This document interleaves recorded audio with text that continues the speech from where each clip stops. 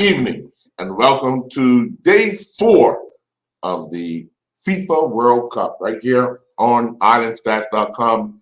I'm your host, Earl Bearson. Joining me as co-host Matthew Fullerton. For Fully, if you thought you were shocked yesterday, game 2 today would have stunned the world. Would have literally stunned the world. And anybody that says, oh, I knew they were going to win, and oh, I knew they could do it, you are staring someone in the face and telling them a bold-faced lie. Because apart from, I'm not even going to talk about the 6 o'clock game right now. I'm talking about the 9 o'clock game. See that? You jumped right in. Because who in their right mind, other than if you were from, well, you know what? If you're a betting man and you like to pick the underdogs, today you became a millionaire. I think yesterday you probably won more money, if I'm honest. Right. I'll be honest with you, Earl. I must not have paid attention to Germany's not team selection, but squad selection. Right. When I saw the team lineup, I was like, I still think they'll probably get the job done, but this is all over the place. Yeah. And you watch the game, they got the early penalty. I don't know what the goalkeeper was doing, but, things happen. Right. And you're thinking, all right, Japan, sorry, good try. And then the second half, it was like Germany they had some chances. Right. Plenty of chances. I think at one point the goalkeeper made and then Japan made 3 subs, and credit to the Japanese coach. Those 3 subs all played a part almost immediately. Yep. Combining with each other, and is 1-1. And you're thinking, all right, we got a football game on our hands. And minutes later, you're thinking, what the hell have I just seen? Because the German backlines at 6s and 7s. Ball over the top, man takes a beautiful touch. He's in. I thought Neuer was a bit weak. Made himself too small on the near post. Right. And there you have it. Like, Japan gives you a little shock. Yeah. I mean, if you look at it, and even talking about that second goal, where I thought he had let the ball go too far, and the goalkeeper had the angle cut. But when the goalkeeper made himself short by coming down, and the ball's going up, I'm like, oh, Cardinal sin.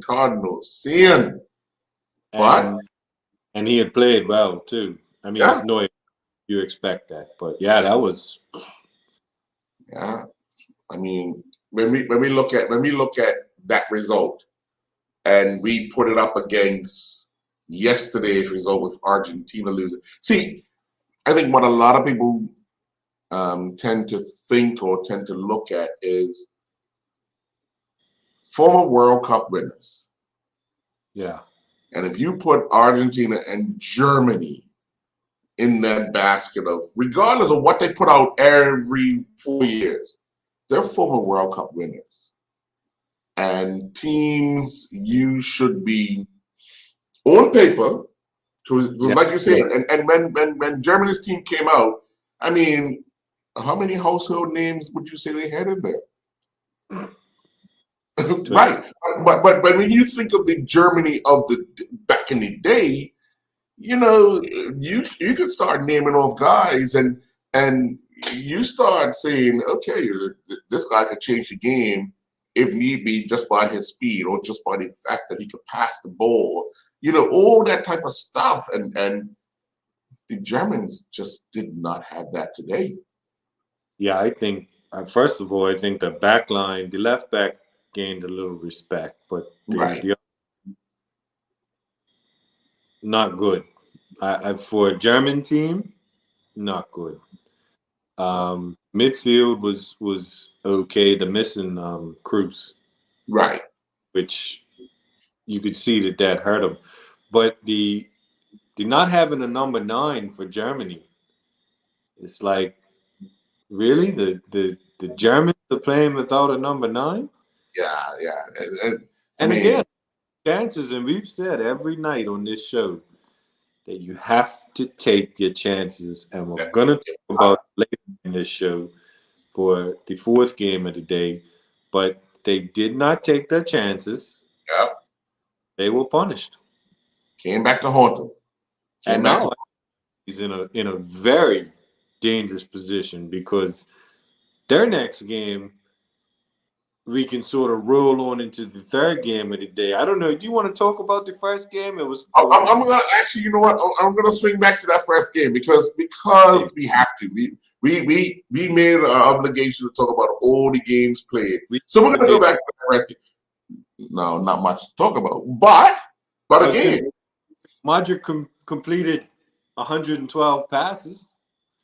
But in what areas? And if they'd done that, what areas was those passes? Right, exactly. And for him to win man of the match, to me, it was kind of like they just put names in a hat and picked one out because he didn't play well. Right. Most of his passes were either square or back. Yep. Which okay, yeah, they were two teammates. Yeah, he didn't give the ball away. But how many of those were penetrating? How many of those were to be aggressive towards goal? As Croatia, you have to create things. You have to want to, try to beat Morocco. I mean, the Moroccans were sitting back and they were looking to say, you know what? Hey, let these guys come to us. When we hear those samba drums, we're going to attack in spurts. Yeah, but they left for draw. Hakimi is just, that guy's good for a right back. And he is so fast. There's one thing I've always said: I wish I was fast. Can't be because speed recovery. And he hit an absolute thunderbolt towards the end. I can't lie to you. I gotta be honest with the people. I know some people are watching this. I fell asleep for like the 15 minutes before halftime, through halftime, for the 10, 15 minutes after. The game just... Fully, let me just tell you something. You didn't miss nothing. Yeah, exactly. Yeah. But I did see Hakimi hit that absolute thunderbolt towards the end. Right. But yeah, Croatia get the point. I think Morocco would probably be more pleased with the point. Pleased with the point, yeah. I think Croatia would have more confidence in beating everyone else. Right. But I mean, it's all up in the air after that. Hopefully, we see a better game in round 2. Well, I mean, it all depends on what they want to achieve, and we keep saying that. What do you want to achieve? Do you just want to be respectable in the World Cup and not get blown out? Because Game 3 clearly showed you. Now remember, Costa Rica, and people have to understand this and really appreciate this. Costa Rica are in our region, in the CONCACAF region. Remember, Costa Rica beat us in the Nations League 2-1. Yeah, I was there. If you were in Texas that night, you know that was an injustice, and Bermuda should have got something from that game. But we're gonna leave that. Keep going. I agree with you. I agree with you 100%. But Costa Rica's team that went to the World Cup clearly shows you they played against a team that is 3 classes above them. Just 3, not 7? Wow. Okay, 7 classes above them. So if we really, really, really want to understand the magnitude of us playing in the World Cup, we have to be realistic in understanding that what it's going to take to get there. Now, I've said that. Let's move on to the actual game. Yeah, I just want to piggyback off what you're saying. And those people that actually watch football, I mean, I know World Cup, everybody tunes in, but those who actually watch football, and I was in Texas that night, and I watched Costa Rica. I mean, They're not far. Ahead of us. No, they're not far ahead of us. No. 2014, they beat Italy in the World Cup. Like you Right. gotta give them the flowers. Mhm. But same team that played 12 years ago playing now, there is literally maybe one or two people that have been added to that squad. Keylor Navas is still in goal. Right. Brian Ruiz is still playing football. Playing. That's right. That's right. Hey, Yeah. Joe Campbell shows up every 4 years. Nobody. Oh yeah, Costa Rica. Where does he play in between there? I believe he's in Mexico. Right. But you don't hear anything about it. But yeah, you don't hear anything. Yeah. So anyway, yeah, Costa Rica showed up. They're clearly just there for the vibes. Spain brought out the youngsters, and when I tell you that was enjoyable to watch as a football purist, right. It's 6 of one, half dozen of the other. You want to give all the plaudits because the football was, Kenny Thompson would love that. I know for a fact. Sure. Again, football purists love that. But Costa Rica were horrible. Yeah. I'm not saying for World Cup standard. For World Cup standard, they were very disappointed. Yeah, they stood off. They invited the pressure without ever engaging. When it's not like they had two banks of four, and once Spain got to a certain level. But again, Spain played magnificently. Once I think it was the 9th minute, almost scored. Right. And it was just. And at one point, I tweeted. I really, really want to see this young Spain team play their very next game. And I think more people will want to watch them play only because of what they were how they were able to play, how they dictated the game. They slowed it down when they wanted to slow it down. They speeded it up and they wanted to speed it up. They scored goals when they wanted to score goals. It was and even the substitutions kind of injected more life into a young team. And I'm saying, okay, where they getting these guys from? That little fella from Barcelona, Gavi, is now the goal scorer youngest ever since Pele in 1958 or whatever it was. 58, yeah, 58. What a goal! You know what I mean? If anybody could tell me the name of the Spanish goalkeeper today, I will give you $1 because he only touched the ball twice, or besides getting it passed back to him to just keep him. Well, interestingly enough, before they sent it off, he ran up to the halfway line and squeezed the ball and bounced it twice. So he touched it. And right in, he got. I think they got an offside call, so he was able to kick it. But other than that, poor Unai Simon was just enjoying the show like the rest of us. Had a good view. Well, one thing's for sure, he didn't have to buy a ticket for it. No, sir. Good for him. Yeah. I think he might be a little bit busier next game because, as I alluded to earlier, Germany's in a dangerous position because they're coming to attack. They're coming up against this Spanish side who will be absolutely overflowing in confidence. Yeah. Not that they lacked before, but after that performance, they'll be ready. Right. Germany. But you know what's funny? Remember back in the day, everybody feared the Germans because they were so physical. They had skill, but they were so physical. The Germans today almost look like, compared to what they used to be, ballerinas on the field. Yeah. They did not command their position. No one took charge of their area and allowed play to be just they allowed Japan to just run through. I mean, I had a conversation with a person today, and they were talking about how close Japan and Brazil are, and that's why you have the flair of Japan because the proximity of Brazil, but everybody growing up knew the Germans were a wall, a block, and you just don't see that anymore. No, but I think that's credit to the rest of the world. Yes, Germany maybe dropped a level or two. They're not the complete team that they used to be, but the rest of the world's catching up. I mean, Yeah. when you both guys that scored for Japan play Mhm. in Germany, so Right. they're not playing at a bad level, and most of Germany's team play in the Bundesliga, so they Right. know. You know what I Yeah. mean? They play against these guys. They know their strengths and weaknesses. So let me ask you, those two Japanese players are allowed back in Germany now?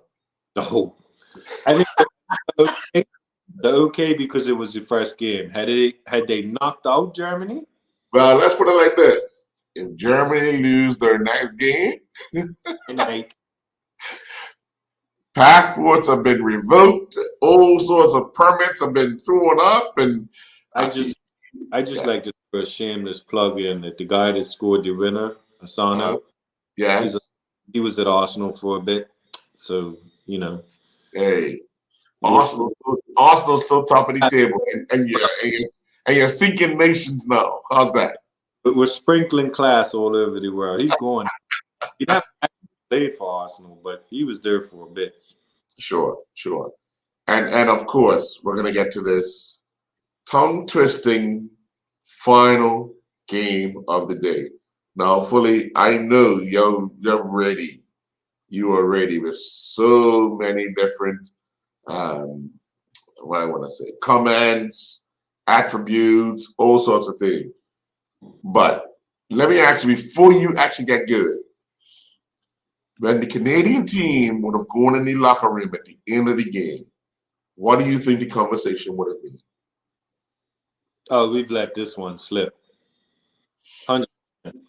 100%. We deserve something out of that. Mm-hmm.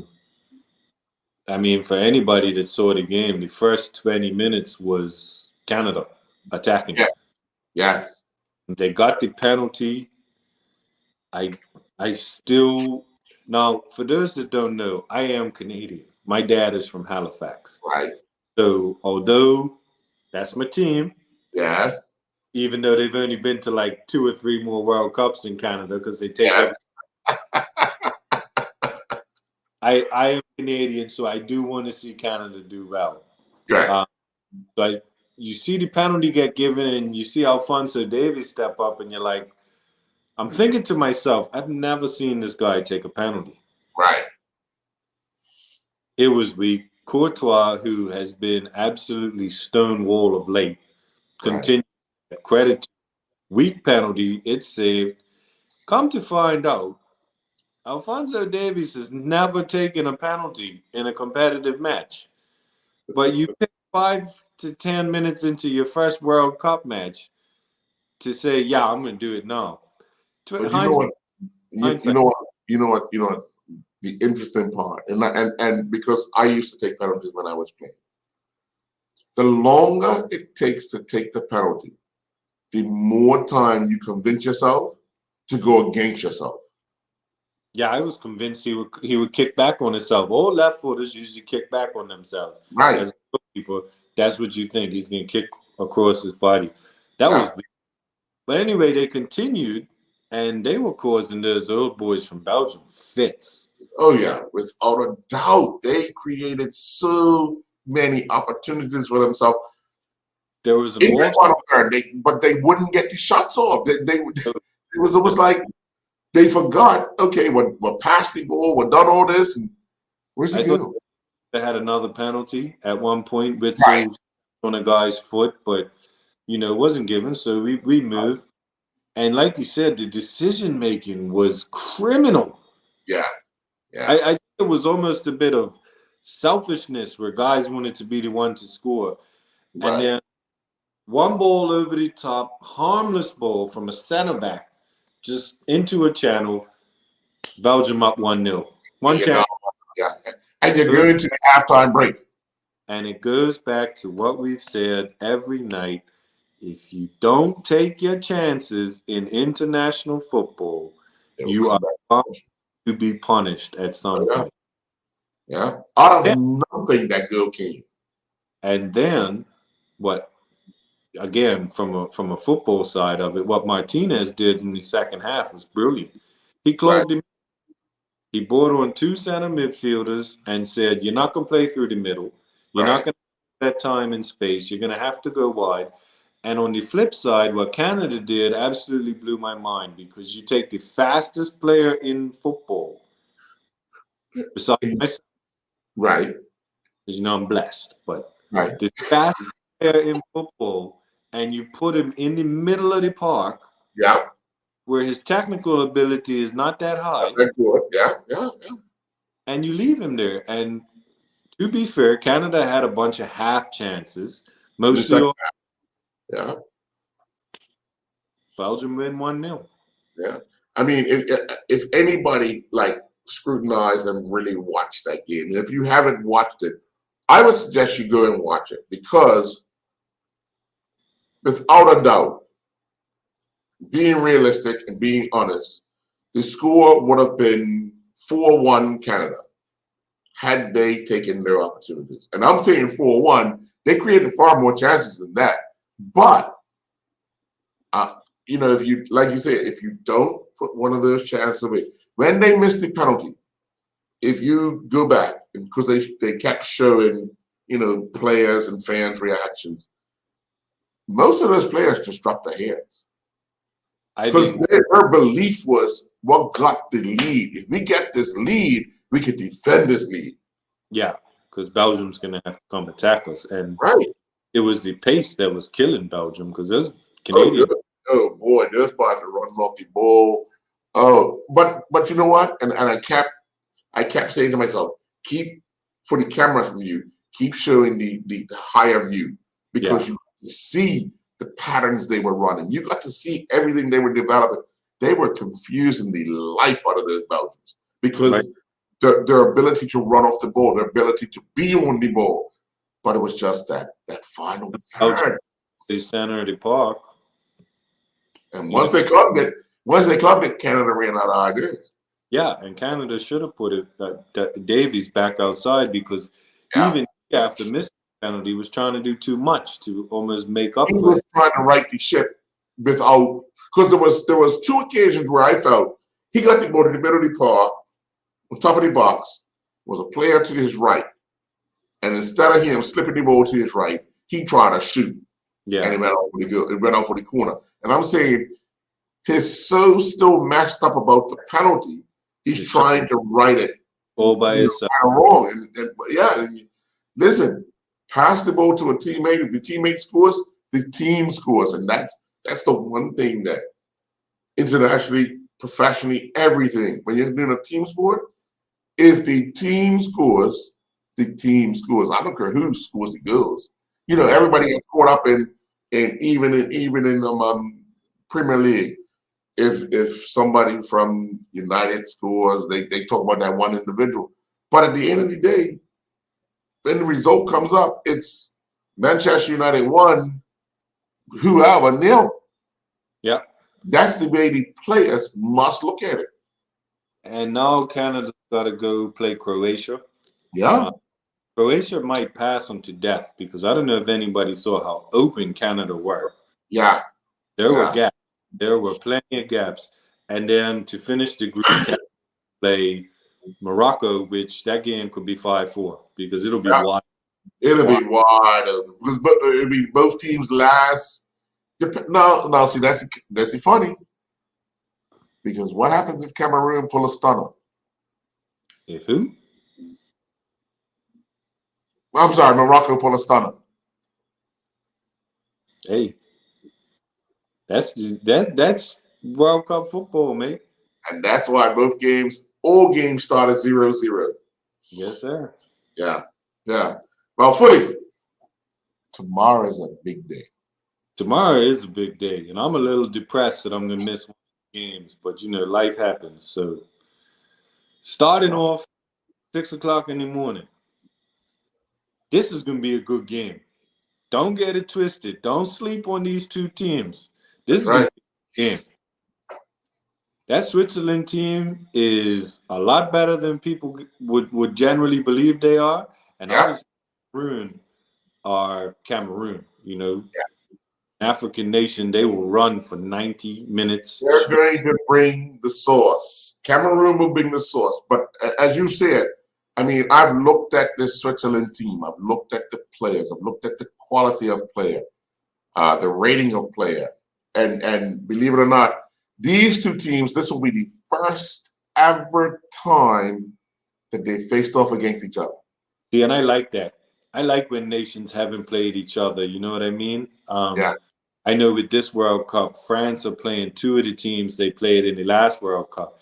Yeah. I don't like that. I like to see the teams that have never faced off or haven't faced off in years. So I'm looking forward to this one. I'm gonna get up and watch this one.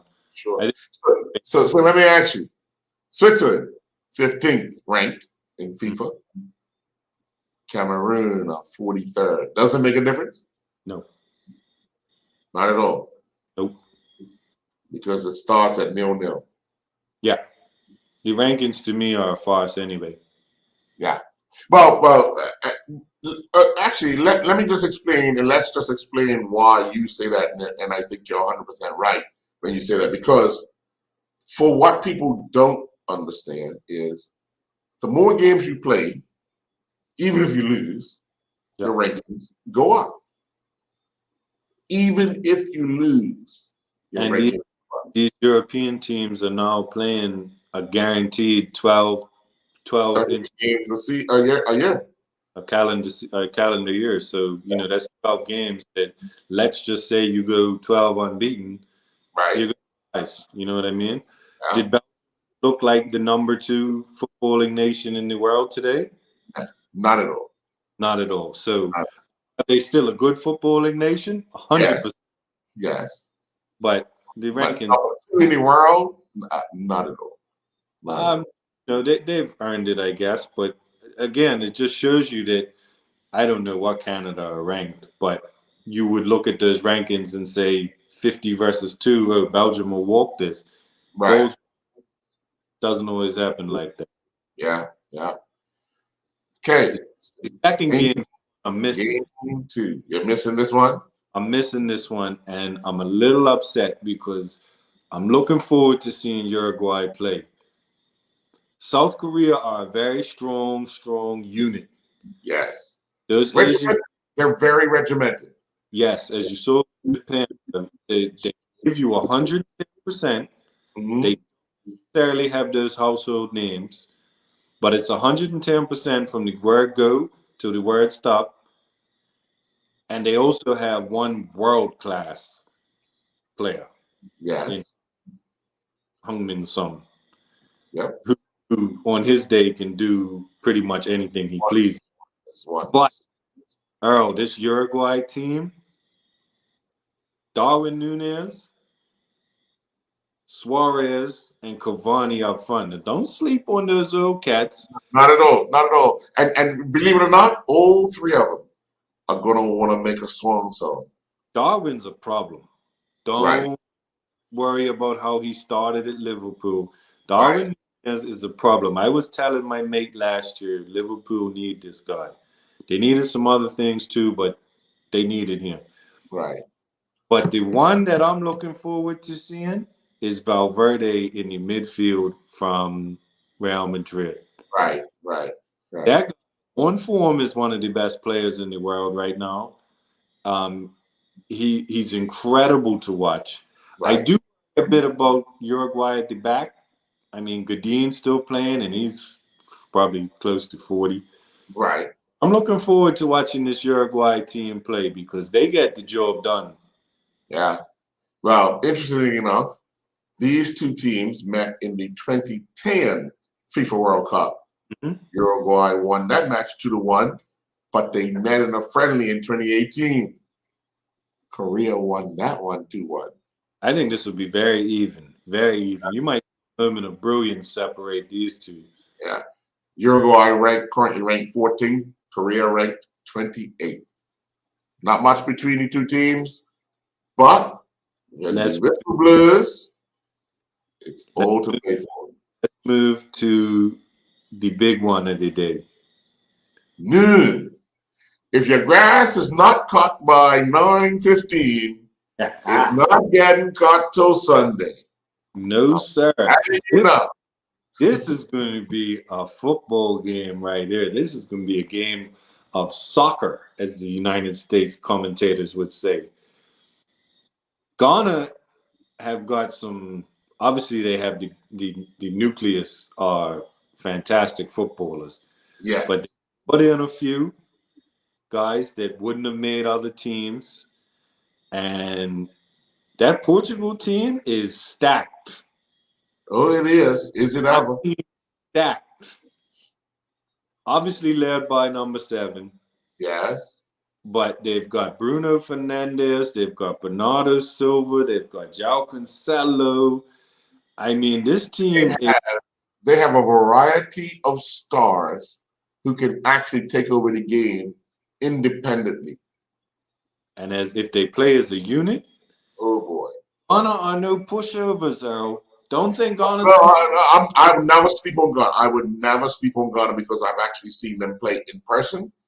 Okay. I actually saw Ghana play the Netherlands in Holland, right? On this particular night, it was freezing outside, so they played in a dome. Ghana ran the Netherlands to death in the first half. It was 2-0 Ghana.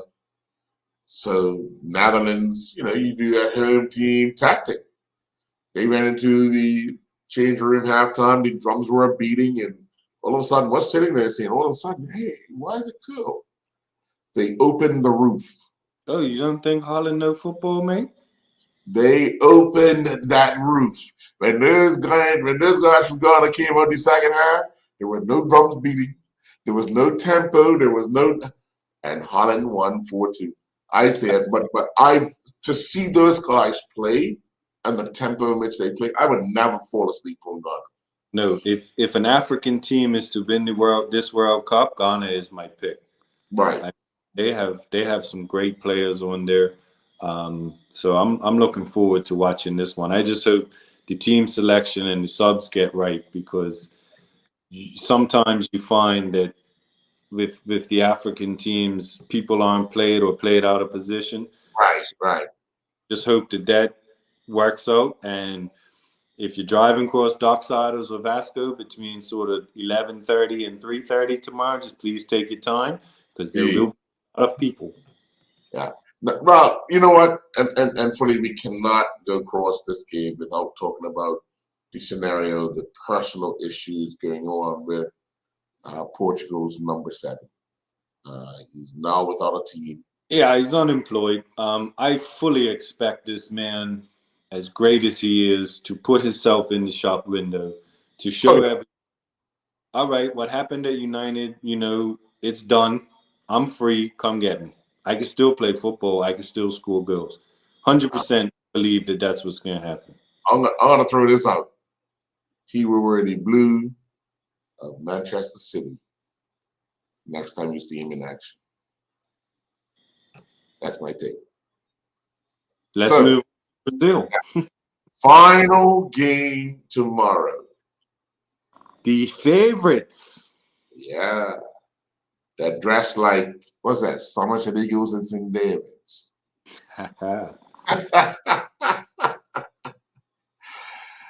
Brazil. Well, if you listen to the Serbia coach, he was told that Brazil plan on starting all 4 strikers tomorrow. And he said, well, game's over, we've lost. I don't think it's going to be as cut and dry as that, but I do feel like Brazil are going to show up. They are going to show out. Yes. And the only way Serbia gets something out of this is if they defend, and catch Brazil slipping. The longer Serbia keep this game 0-0 or maybe only 1-0, Brazil might get a little edgy. Complacent and frustrated. Actually, you know what? So most of the players that are in this Brazilian team now played in the 2016 Olympic team. Right? They faced off against Germany. I was there for the Olympics. I watched this particular game. They faced off against Germany. and the Germans basically negated everything they were trying to do, and you could see the frustration building. And because it was in Brazil, the fans are now, getting on them. And if Serbia are able to just keep it, I mean, if Serbia go into the halftime break down 1-0 or even 0-0, they're gonna feel like, hey, yeah, I agree. I completely. We already achieved more than a lot of people would have thought we would have achieved. I agree. And the longer it stays that way, the longer Brazil might get a little edgy, because Brazil's train of thought is always, let's go score goals. Right. I don't think I've ever seen a Brazilian team say, let's shut up shop. Yeah. But I'm looking. I didn't even know they know how to do that. Either way, it's going to be fun to watch. Yeah. Because if the flair comes out, if the Samba boys start playing, you're going to want to watch this one. Because there is a lot of attacking options in that team, and it could be pretty. But you know what? I'm always one of those. I like to tease something. Come on, Serbia, score first. Because if Serbia score first, boy, oh boy, it would be real fun to watch, because Brazil will just go all out. They might throw 10 and go the halfway line. So 9 attackers. The goalkeeper will be standing on the halfway line too. Yeah. I think tomorrow is going to be 4 great games. Yeah. Hopefully everybody comes to play football. Nobody goes to sit in. None of those teams, besides, as we said, Serbia, are known to do that. So, I think it's going to be a good day of football, and we'll be back here tomorrow night. 8 o'clock. And then review the second round. But let me ask you, you think we'll get more than 11 goals today in the 4 games? Tomorrow? Yeah. I hope so. All right. Fully. See you tomorrow night, 8 o'clock, buddy. Sure. Folks, we'll be back tomorrow night with day 5 of the first round. That's right. End of the first round. That's right. And then it's all to play for starting Friday. Have a good evening. You too. Good night.